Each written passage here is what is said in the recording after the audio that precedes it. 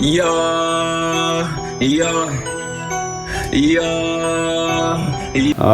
to RoundTableRejects. This is our podcast. It's episode 3.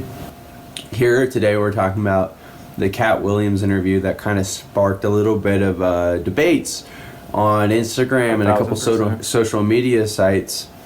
And then we're also going to dive into Epstein Island's list. We're going to look up a couple names there, and we're going to give our thoughts on what that means. We'll get there. That's going to be more conspiracy based on the Epstein Island. We don't have a lot of hard evidence, but there was a lot. We all know that there was a lot of strange things that were going down there. Bro, so Epstein was a weird person, bro.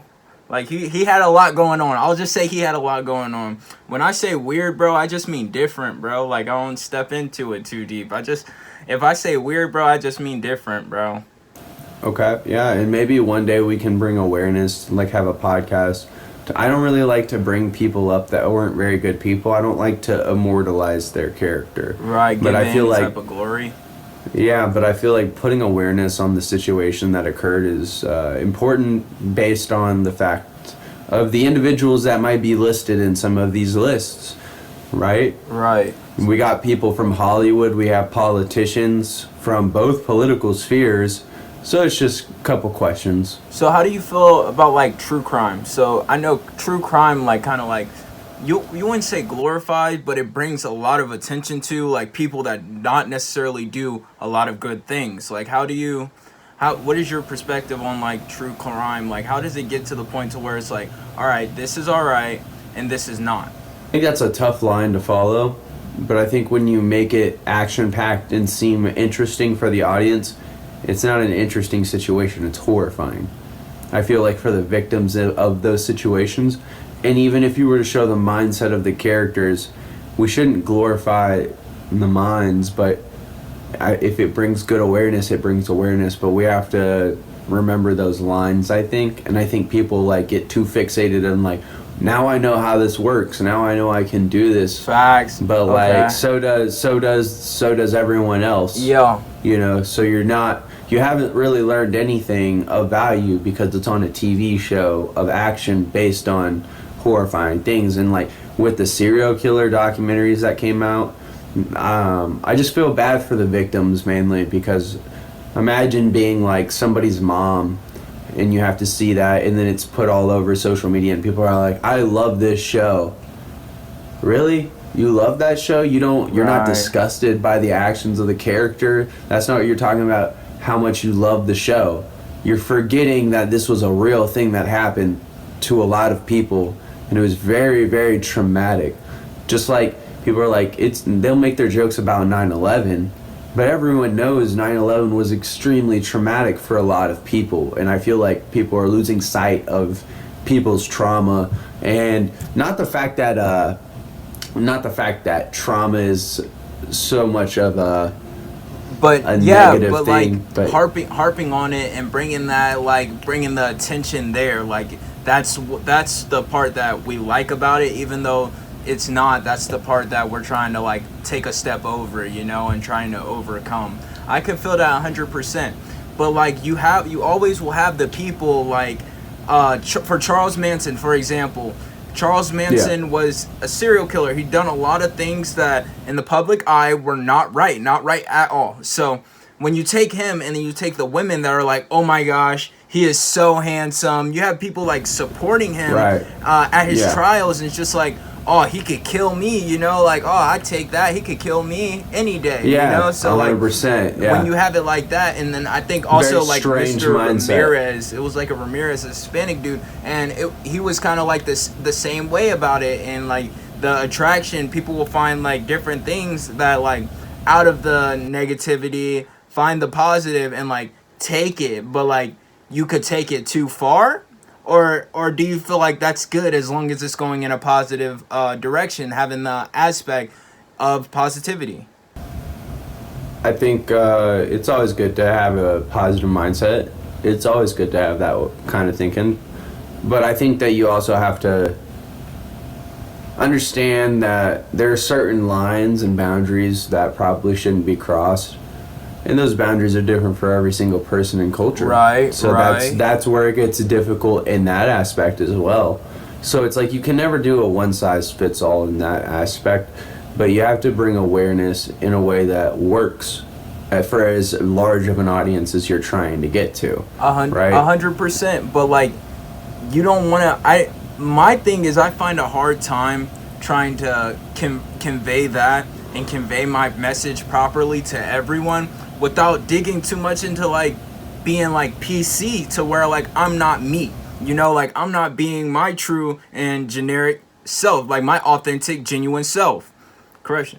My genuine self 100%. Because I'm trying to almost not necessarily water myself down, but keep the peace with every single person, because for me it's like no matter which way I'm going, no matter which direction I take, people are going to find a reason to be mad about something. Like take Mr. Beast for example. Like he gives to so many people like in need, and people will still find a problem with what he's doing even in the media, because they'll take the negative and they'll run with it, or if it's negative they might take some of the positive and run with it.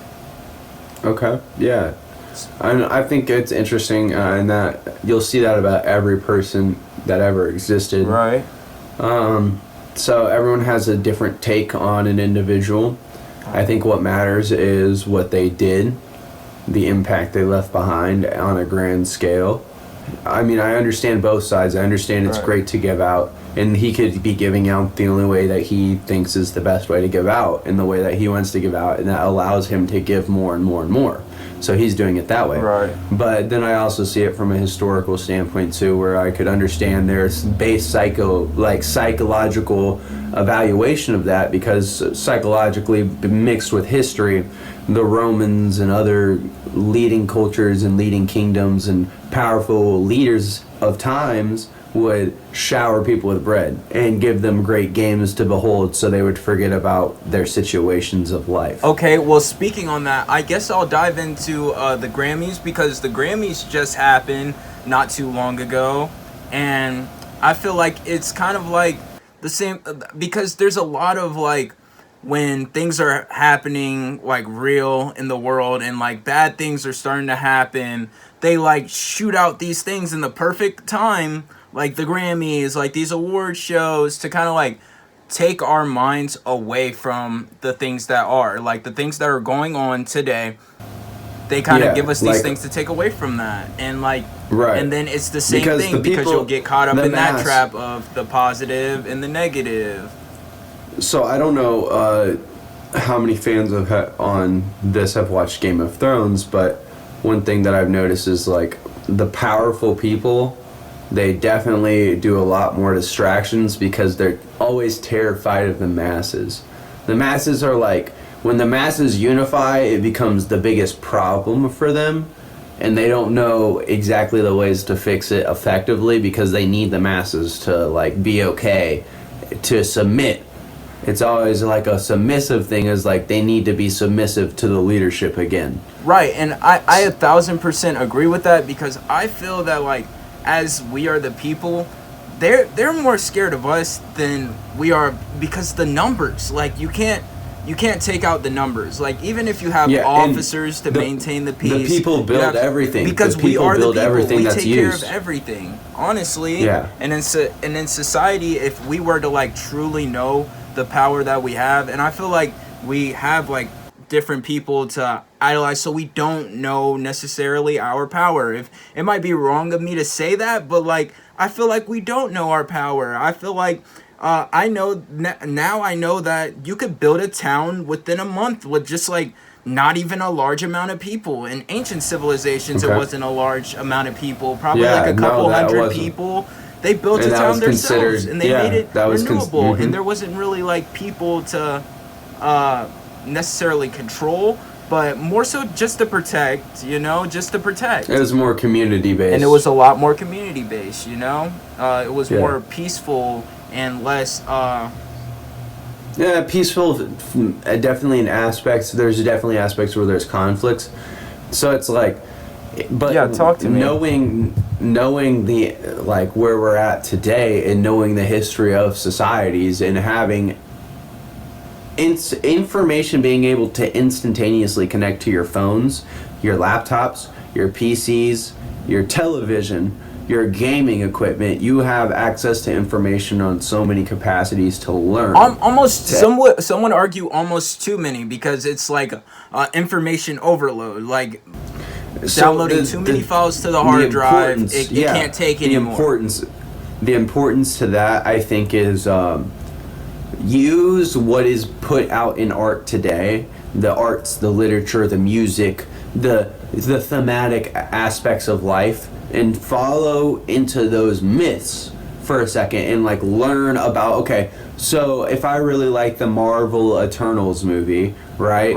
And they brought up all these ancient people like Athena and Gilgamesh. Who's Gilgamesh? Let me research who Gilgamesh was. Yeah, just taking a piece out of the pie. Right, and then do that for every little thing that interests you in life. And then all of a sudden you'll learn that you start to see this overarching theme of things that connect to you, what matters to you. And then you understand the values, and that because you've learned the history of these things and what was people's success and what was people's downfalls. It's oral traditions passed along in the ways that humans entertain ourselves. Right. Okay, so I can definitely see that, but so when you're talking about the information overloads, my thing is I feel like it might be the cause of our intake, like what we receive, and our attention spans are so low. So like I feel like we can't focus on one thing to the next because it's constantly information flooding in. I think we're doing pretty good though. Yeah, we were talking about information overload because we were talking about like thematic overarching concepts of way life is perceived and the way that oral traditions are passed down. I don't know, for me that might be different, but I don't know, my brain works very well with that. It allows me to open up what's like pages and skim along the pages of life, and then understanding like the value of people as a whole, right? So now I look at a mechanic and I'm like, whoa, this mechanic to me is like a blacksmith in ancient times, being able to create something of metallurgy and understanding the parts of pieces of what's going to keep me moving, what's going to keep me alive, right? Right, and that's just one mechanic. Imagine a town with like 100 mechanics, you know? Like every car could be fixed. Potentially every car could be fixed. The way I kind of see in that aspect is, imagine there's the one blacksmith, right, of an ancient town. And he probably picked out his son or someone in his family to keep on the craft. Right. But everyone in the town had like a role that their family was good at, right? So it's like, hey, we have a couple farmers, but they're all farming different things. They have some similar things that they farm just so we have excess, but they also like to farm strawberries. And these people like to farm tomatoes because they got seeds from different merchants because they've had different life paths. But now they have these seeds passed down generations to generations, and they've perfected the craft of making their strawberries or making their tomato. Right. But that kind of like carries over into the bartering system. But when you're bartering, I feel like nowadays people are almost too lazy to barter, but not because we wouldn't go back to it. Like we could and we're kind of going back to it with like apps that kind of like sell off things like Etsy, like also like, yeah, just like those little side apps like OfferUp, like Fiverr. You know, Fiverr, where it's like trading services. But like even if there was like an app that just like traded all services instead of like, and that kind of being the bartering instead of like necessarily a full on, almost like a Facebook marketplace, but it's like, I'll trade you a horse if you have like let's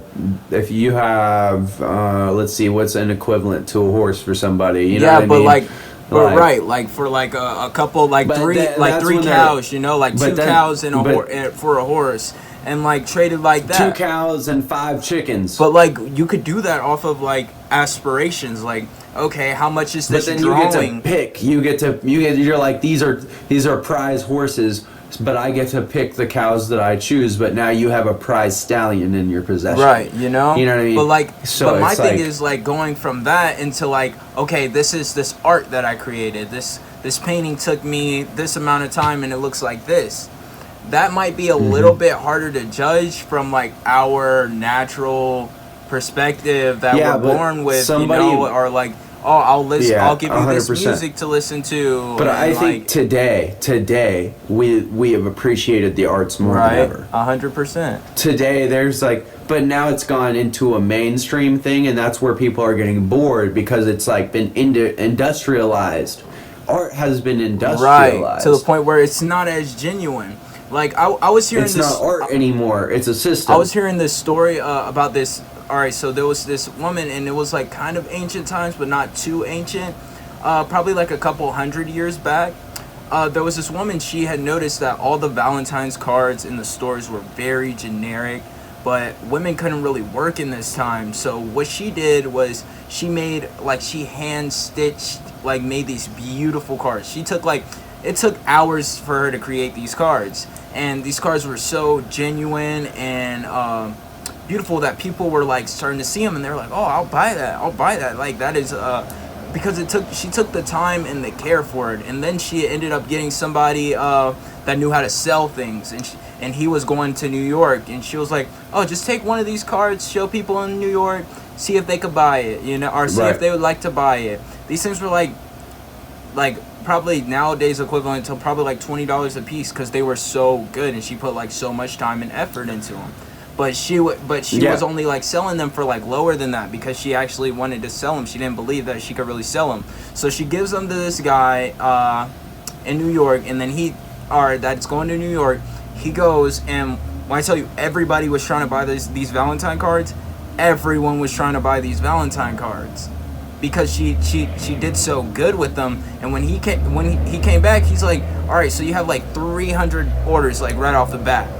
And she had to hire on people to help her make the card, but she still kept it like close knit and kept it authentic. But like when we took the people who knew what's up. When we take the time to like develop these crafts, you know, and like truly go within and be like, oh, this is what interests me, and I can do this for it. I could bring something new to the table. That just kind of like keeps pushing us forward instead of like it's taking a step backwards and industrializing it to being like, okay, how can I make this cheaper? How can I make this cheaper? Honestly, how can I make this cheaper? It's more of how can I make my dreams there's better? always You like know? that in those ancient myths. So I've been watching this Myth and Legend podcast, and if you guys haven't heard the Myth and Legends podcast, it's on Spotify. It's probably on Apple Music as well. It's a pretty good podcast. It's been out since at least 2015. I started since the beginning, and I've been hooked on it. And what I've kind of like learned is there's definitely. Yeah, what's it about? I like the aspect of there's these people that are unknown types of people that are very gifted in different ways. But it's certain individuals, and people by the thousands follow these super gifted individuals. But it's like Really? that's what history has shown.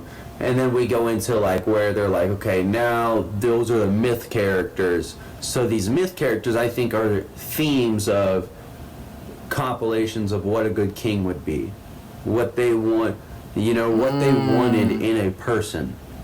And that was like the ancient way before. It was like die down with that talk.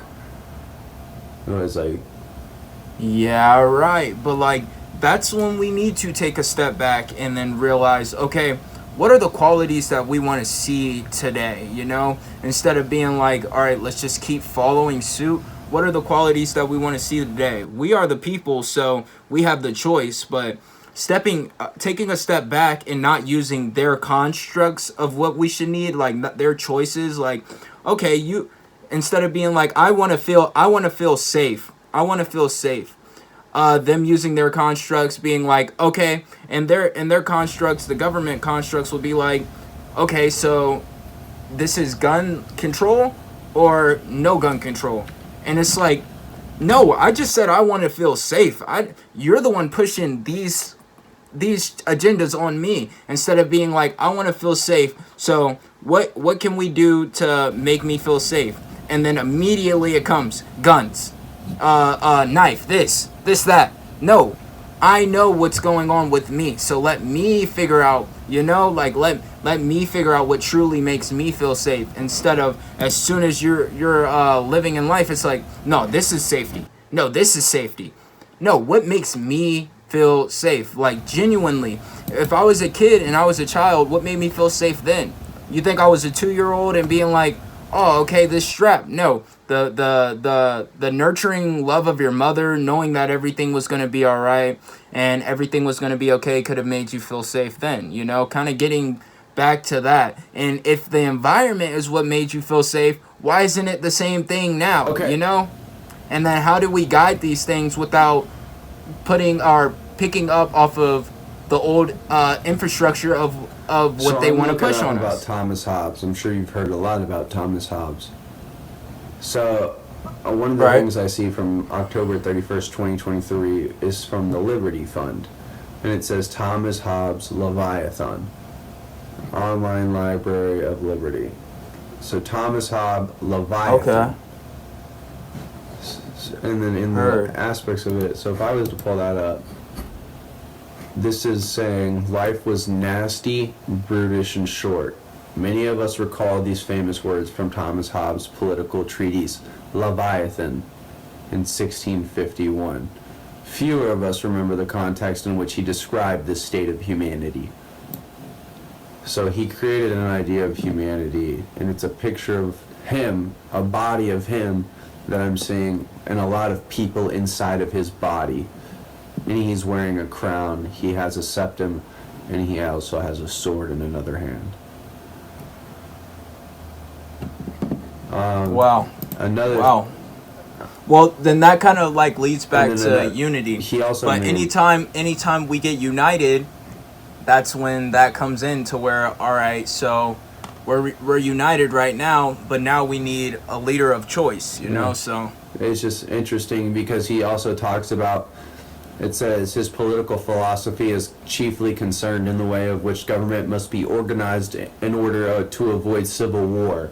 It therefore encompasses a view of the typical causes of civil war, all of which are represented in Behemoth, or the Long Parliament. So like having more of like a collective leader instead of just one solo leader to lead on. It's like a collective of perspectives. Well, the way I see it is, it's just interesting the words that he used to title his books. Leviathan. Back in this time, we're talking about biblical, very religious people. So this philosopher comes in, and he's talking about this Leviathan. Leviathan is one of his most famous books. I have not read it, so if anyone reads it, or has read it, or knows someone who's read it, please give us a comment. Please let us know about that book. I'd love to learn, and I like to learn from others. But I also think it's 100%. interesting, and I might look into that one myself. Another interesting, he 100%. called it Behemoth. Behemoth is another monster type figure. That's, here, let's pull up the Behemoth so I can be absolutely positive in what I'm saying. But Behemoth is a beast from the biblical book of Job, and is a primeval chaos monster created by God at the beginning of creation. He is paired with the other chaos monster, Leviathan. And then in Jewish tradition, both would become food for the righteous at the end of time. Oh, that's real. That's real, yup. Consumption is such a big thing in like all cultures for a reason. Consumption is a huge thing because it almost meant how do you not necessarily full superiority, but to okay, consume something is to consumption. All right, so if I were consuming, okay, right, okay. Correct. So if I were to consume something, I would have to fully absorb it. And if I'm not fully absorbing it, I'm not truly even consuming. So like when I eat, I'm eating fully, wholly. When you eat the whole thing. Like so say like when Jesus on the Last Supper, when Jesus was giving him the bread and the wine, they ate all of the bread and ate and drunk all of the wine. They didn't just take a piece. Them as a 12 ate all of the bread and all of the wine. There's a time for some to be left over, and then there's a time to consume. Let me also dive into some things, right? Because the wordings of things are very interesting to me. So we use the word consumption. Now, the consumption definition is the using up of a source, or the eating, drinking, ingesting of something. The amount of something of which something is used up. But the dated term of what consumption was is a wasting disease, especially pulmonary tuberculosis. So, back in the day, consumption was a disease, and this was around since ancient Greece and Rome. It's this old bacteria that's over 3 million years old, and it was formerly called consumption, and it was the top cause of death in the United States at the beginning of the 20th century. So consumption is tuberculosis. Okay, but tuberculosis now has the name tuberculosis. But now we are consuming all of these things. But that's crazy how all of that negativity could be out there, and then it still leads back to the bottom people, the righteous, the salt of the earth, are the ones that are retrieving and going through everything in order to fully consume it back, you know? That's wild that it goes there, but like all of that has to be displayed first. They have to know everything that they have to consume before they even consume it. But I'm sorry, we got a little bit off, kind of bringing it back. Speaking of consumption, the Grammys. So the Grammys happened very, very recently, and one thing that there were a couple things that caught my eye. But one thing that caught my eye was the lash out that Travis Scott had. A little bit about it caught my eye because, all right, so I barely even watched clips of it. I just know that it happened, and something kind of correlated, like rung a bell in me, and I was like, okay. I think I heard it, but like, yeah, it rung a bell in me. So he was starting to throw chairs after his performance, like throw him down, and then they were and then afterwards, like after his part, they were giving a little speech about how the fallen, like the people that died at these concerts. So they're giving a speech about how people died at these concerts, and I guess Travis Scott was saying they slept on me 10 times, and that kind of correlated to how many people died in the Astroworld tour. So it was just a weird it was a weird thing to kind of correlation, but the weirdest part apparently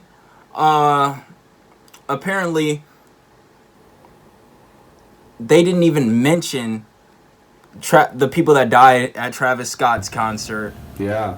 In that, they didn't even mention the people that died there. So it was kind of weird, you know. But like you could kind of take that both ways. And then also there was a big thing about Taylor Swift and like her not necessarily deserving. I feel like people don't think that she deserved to win. I think that was a big thing. They were like throwing other big names out there. I think like Beyonce was one of them, but they didn't really think that Taylor deserved to win. Yeah, but like there was a whole bunch surrounding her name. So like I feel like that always plays a part, is the traction that they build up, even outside of the music, the traction that they build up. It's right. It always has something to do with it. It's like, I feel like to me, a little bit more. You know, who can attract the most people? Just that's really it. Who can attract the most people in those times and moments? I think that's interesting. I think that's interesting that Travis Scott was doing his thing. I think it's also interesting that when it comes to Taylor Swift, not only that, but like her influence in the NFL right now. and then all these things going on, the entertainment sphere as a whole, how it's working out, and how it feels like it's merging together almost. Right, but I feel like there's a lot of like industry theories and like industry conspiracies that I don't really like to get into because I'm not there, you know. But I know that Francesca's my wife. She watches this one podcast. It's called like Jumpers Jump, and they go into they dive into those industry conspiracies, but they do it in a really good way. So shout out them. You can check them out also. I think they also talk about what Trav had going on as well. But so dealing with Taylor, there was also a big thing about Taylor Swift and Travis Kelce's relationship being fake, which could be because this is what happens. As soon as we get on track, or if something bad happens in the world, there's a cover up going right after that. As soon as if you watch the news and you see something bad happen, wait for the cover up. And then once the cover up comes out, you're like, okay, I need to avoid this at all costs and see what's really going on here. That's when you can really get the digging. Or even if the cover up comes first and you notice the cover up coming first, like when the whole media is watching one thing that's happening in the industry, completely divert and look at the news and see what's going on in the government. Try it out. See what you know. Come on, you can put it in the comments. Or if you ever have check noticed that, and if that's something that you just resonate with, anything. Honestly, I definitely think that whole situation's interesting, but I think something popped up that almost was more interesting than that, and I think that's what we were gonna dive into today, and I think that was Katt Williams in his interview. I would say arguably Katt Williams had one of the most interesting interview personas already to start the year, and it's already past January, but it's still memorable. Okay, so I actually watched the full interview. So, Katt Williams, for y'all that don't know, Katt Williams he has his foot all the way into comedy. He is, you would look up as a legend, Absolutely. Like a legend in the game, because he started from nothing and he made it and he just kept making it. He was in movies, he was in a whole bunch of stand-ups, he has Netflix specials, he's been all the way around, and he was done. He is with the truth. So he just started going with the truth. He noticed a safe space to speak the truth, and he did not let up, and he spoke his truth fully. Referring to that, though, he kind of also stated how the higher up people and the people that have the most attention have the most pull in the industry. They have the most pull, they have the most leeway, but there are a lot of people that leech off of that. So say if I have pull and I have attention and I'm who I am, but I started from the bottom. I never sold out. I never gave my energy to a darker power to consume me. No, I never did that. So, and since you don't do that, and you went the right way about it, and you grind, and you got it all yourself, and you didn't have to reach out to him or her, they look at you with utmost respect. As such, they did with Katt Williams. People that weren't on the same light, people that took shortcuts, the easy way out, they necessarily know that, okay, I could be in the same building with him, but I need to have my head down, because I didn't have the same, I never did the same outlook. I didn't take the same route. I'm at this point, I'm just taking energy from him. So. And you think that frustrates him? But he oh no. All right. So it doesn't frustrate him, but the thing that does frustrate him is when these people when you are in that position and you walk in a building or a studio and you have the respect to make the calls, and you're humble about it, and you're almost overly humble in their perception. Pardon me. You're almost overly humble in their perspective about it. They tend to think that things are for them when they're really not. So what he has a frustration about is the fact that people will take his humbleness and him stepping into a building with that perspective or with Katt that Williams energy. is, like, trying to do the right thing and really trying to get to like what's going on and trying to speak out about issues. Is that how it feels, or do you think he's doing it for an entertainment aspect, for a comedic approach? What's your take on that? Okay, yeah, I'm kind of getting to that. So like, if I'm coming in with that energy and say, in his perspective, a Cedric the Entertainer or a Kevin Hart's in that studio, and they leave because they can't hang with the truth, you know? They can't hang with it, so they leave. So they leave and they take off, but then they get their chance or shot to actually speak on anything that went on in that room. They're immediately lying to glorify themselves in it. You get what I'm saying? They're trying to give themselves the glory. Oh man, when I was in that studio, I made Katt did da da da da da da da. You feel me? Like all that talking, and that's why I don't really step into it unless I'm there. He was just telling his side of the story, and I know how he was and how he kind of like came up and came through, because he was homeless.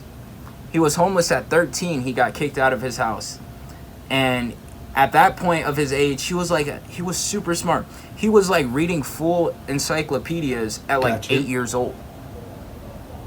So like he got out at like 13 and he moved to Florida. He got on a truck stop, moved to Florida, and was homeless, and he was doing his thing. And then people were in the industry that were kind of coming up around the same time would steal his story. He claims that Steve Harvey stole his story. That Steve Harvey wasn't really homeless, that he kind of stole that from him. And these people that kind of took shortcuts kind of still take shortcuts to this day, because they think that we won't know the truth because there's too much of an information overload. So he had to go out there and set things straight. He says that the people in the industry that are not genuine and siding with truth, they try to rewrite history. His words, they try to rewrite history.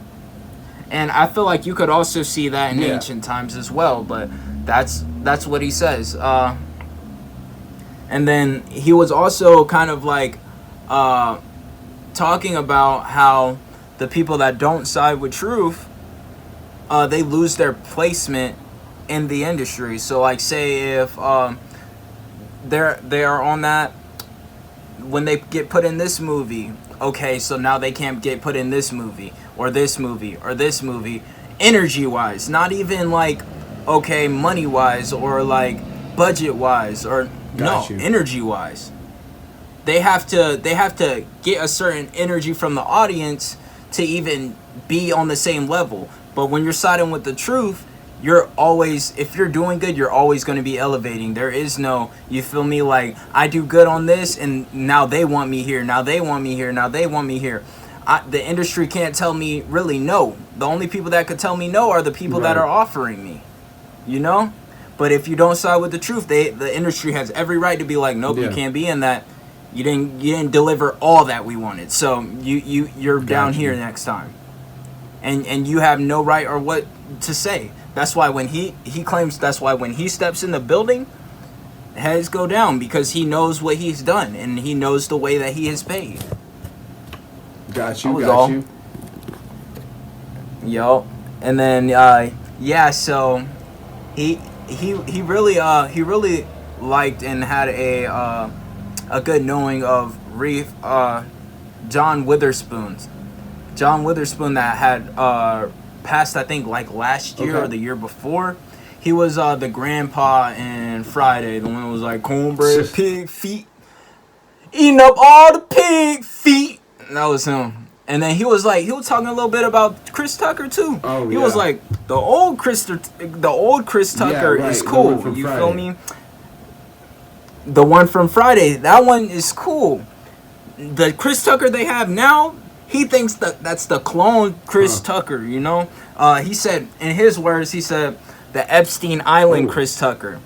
But going from that, I guess we could jump on Epstein Island from there. Can we find Chris Tucker? Is Chris Tucker there? You know what? Is he there, man? Look up the old Epstein list, and I'm gonna say, was Chris Tucker there? Let's see it. So he suggested, and we got the famous Business Insider. Oh, it's gonna make me do this. Okay, hold on. I do know one area where I can go. I actually did not. I looked at the Epstein list previous to this, and I did not see Chris Tucker's name, but I was not looking for it. I saw some interesting political names and other actresses and actors that I didn't expect to see there. Bruce Willis. Oh, really? I heard, but I did hear that Michael Jackson and Chris Tucker were kind of close. Wasn't Michael Jackson one of the people on the list? Yeah, actually. Wow. I wonder what kind of involvement that he had. Right, Who else was on there? Let's go ahead and go to the Daily Mail. They had a pretty good list. So, Prince Andrew was there. Oh, wow. Royalty. So let's go ahead and go to search the web for Prince Andrew. And he's the Duke of York, a member of the British royal family, the third child and the second son of Queen Elizabeth II and Prince Philip. So he's older, but he's definitely up there in political sphere of royal family, yes. Let's look up James Michael Ostrich. It's the next one on the list. This is a band member. Looks like he makes music. I could be wrong. Okay, so I wonder what they were doing there though. Like it's so debatable. Like child trafficking going on there. I'm gonna skip down a little bit to adrenochrome stuff maybe. If y'all don't know about adrenochrome, you can kind of keep that on the low. But like that's the stuff where they like kind of like Monsters Inc., where they use the fear out of children in order to get like this certain type of energy from one it. person in the list, their name was Rebecca Boylan. They were adjunct lecturer, bio had featured works. They had been teaching in Georgetown University English department since fall 2006. She taught George Washington University's English and Honors Department from 2002 to 7 and resumed as honors court facility or faculty in fall 2008 through the present. So that's Rebecca Boylan. And she was on the list. Really? Cate Blanchett. Cate Blanchett is an actress. She's an Australian actor and producer, and she is considered as one of the best performers of her generation. She is recognized for her versatility across different independent films, blockbusters, and at the stage. Wow, so we have entertainers, we have professors, and it sounds like we have doctors as well. Yeah, we also got Naomi Campbell. So we can look up Naomi Campbell real quick. Some people might know who that is, but she's an English model and a media personality. Beginning in her career at the age of 8, she was only the 6th models of her generation declared supermodels by the fashion industry. Young supermodel. At 8 years old, she was declared a supermodel. At 8 years old, the fashion industry thought that an 8-year-old would be a supermodel. So an 8-year-old supermodel, but like I feel like that's when like industry plants and nepo babies would come in. We got Bill Clinton. I think Bill Clinton needs no avail. I think most people know who Bill Clinton is. Someone next to that is Sharon Churcher. So they're an investigative print and broadcast reporter. They investigate people. They demonstrated the history of how Jeffrey Epstein trafficked a teenage girl to Britain's Prince Andrew. So that was. So it was a whole, that's where that came in as it being a whole sex trafficking. Yeah. Cameron Diaz is another actress. She's an American actress. She's been in Bad Teacher. That's a famous movie she is. But yeah, very famous. Bro, Cameron Diaz was in Shrek, bro. Like, I don't understand how things are, you could be associated and like be still involved in like kids things. You know, like, it's kind of hard for me to accept. So Ron Eppinger was a 16. Ron Eppinger used to go to the island as well. He, from what I see from the Seattle Times, there was a Miami runaway girl. She became the captive of a 65-year-old sex trafficker by the name of Ron Eppinger.